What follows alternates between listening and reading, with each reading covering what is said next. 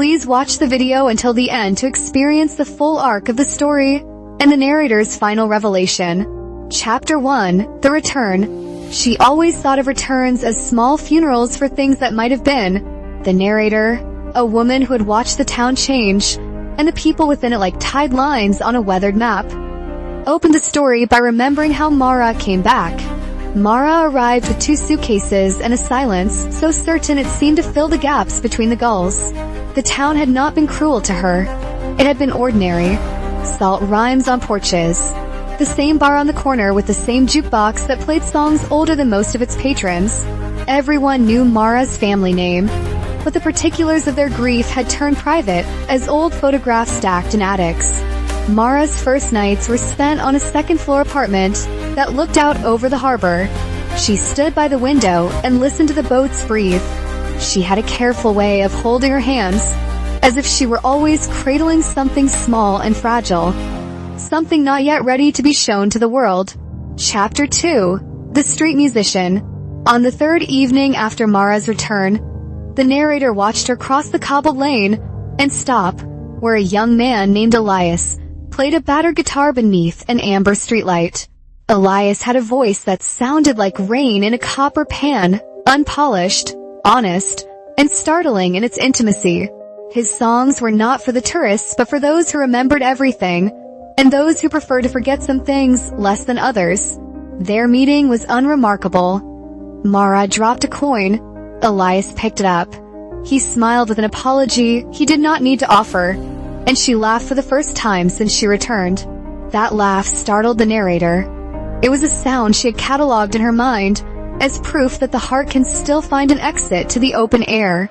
Over the weeks, the narrator observed small exchanges between them: a shared umbrella, a cup of coffee that went cold at the edges. A chorus hummed in unison while the town's neon lights blinked awake. Their affection was not violent or immediate. It arrived like weather, a slow, steady accumulation until the plain day was altered. Chapter 3. The Letter That Wouldn't Burn. There was a letter that Mara kept in the pocket of her old coat. Yellowed, edges softened by many furtive touches. The narrator had seen Mara read it in the shower steam and at dawn. As if it were a map she had not dared to unfold in daylight. The letter spoke of a life that might have been, of promises made by hands that later trembled under different burdens. Word came one night, like a low-tide unveiling a forgotten wreck. Mara's sister, Lila, had been ill when Mara left years before, and the illness had severed more than breath. It had undone Mara's earlier arrangements, broken the rhythm of her young life, and left her to carry an invisible ledger of obligations and guilt. Elias learned of the letter without her intention. He did not pry. He only brought a cassette tape one afternoon, an old habit of his, to record songs and spill them into the world. On the tape he pressed a song he said he had written for her. No, not for her at first, but for the small, brave woman who sometimes watched the tide from a window, as if waiting for an answer.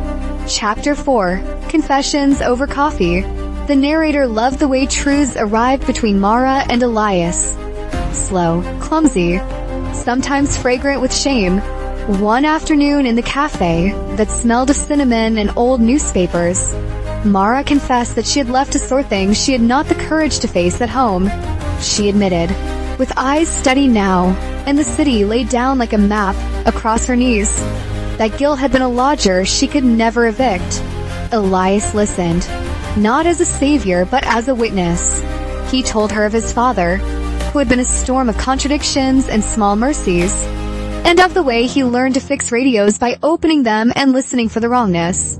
His confession was a small craft of his own. He had once missed a bus to be with someone who later thanked him silently by moving away. They were honest because honesty, the narrator felt, was the currency of their survival. Love, in their case, needed to be honest before it could be anything else. There were nights when Mara held Elias's hand and wept for reasons that had nothing to do with him and everything to do with a past that refused to be tidy. Chapter 5. The Night of the Storm. A wind came in that carried with it old weather and the scent of the sea taken inland. The storm knocked out power for hours, and the town settled into a cathedral of low, fearful noises. In the dark, Mara and Elias found themselves on Mara's balcony, wrapped in blankets and mutual tremor. It was there, beneath a sky that had forgotten its stars, that Mara confessed the things she had buried. She had once promised to leave with someone she loved, but the promise had been swallowed by duty and fear. She had resented herself for the choice, and loved herself for the survival, in equal measure. The narrator, who had followed these confessions like a tide follows the moon, fell for her with that particular tenderness reserved for people who keep their softest parts hidden and still bloom. Elias did not judge. He told her, instead, about a small bony dog he had once kept and lost to the road. He spoke of grief with the kind of gentleness that bends around sharp edges. In the hush left by the storm, they shared the cassette Elias had recorded. Songs that described a homecoming that wasn't about returning to the same place, but about finding the right person, with whom the idea of home finally made sense. Chapter 6, The Harbor's Promise. Spring arrived in fits, and with it the town's slow thaw. The narrator watched as Mara and Elias stitched themselves into the fabric of each other's days. Elias teaching Mara to listen for the small mechanical sounds of happiness. Mara teaching Elias the patient art of forgiving one's own choices. They did not rush toward a grand conclusion. There were moments of doubt. Days when Mara's gaze wandered toward the horizon, and the narrator could almost taste the old ache in her throat. But there was also laughter, sharp, brittle and warm, and the comfort of hands that had learned how to steady a cup, a shoulder, a heart. On the day the Harbor Festival returned, when strings of bulbs hung like constellations low above the main street, Mara and Elias walked among the stalls and found a small wooden boat for sale. It was imperfect, a splintered varnish, a patch on its side. They bought it together, humming the songs from Elias's cassette as they rowed it out into the harbor. The narrator watched them push off and felt a kind of proof that love can be improvised, that two people can mend what was once broken and make something seaworthy.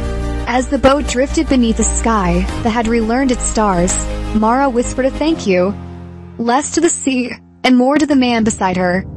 And for the first time since she returned, the narrator sensed peace in her posture. It was not an end, the narrator knew, but a beginning measured in small, steady strokes. If you enjoyed this tale, please subscribe to the channel, activate notifications, give the video a like, leave a comment with your thoughts, and share the video with friends.